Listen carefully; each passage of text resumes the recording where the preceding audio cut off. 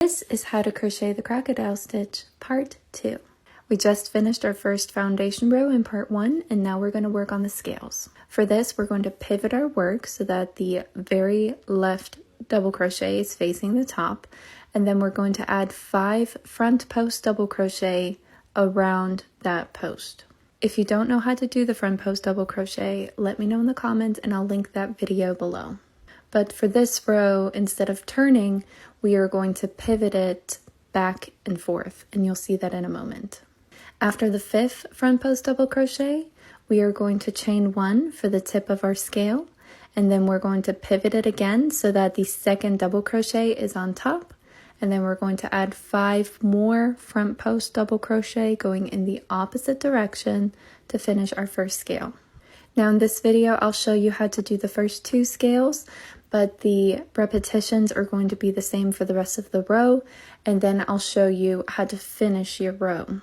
But this stitch is a little bit extensive, and I didn't want to skip any steps, so it's a little bit longer than I like.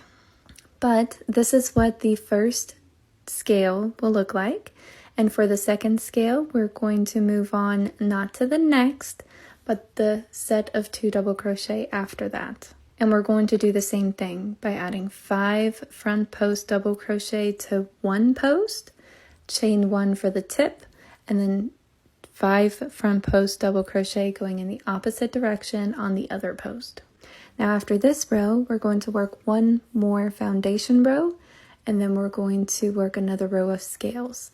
Now for that row, our scales are going to be worked into the sets of 2 double crochet that we're skipping in this row to kind of create that offset effect, like a shingles effect.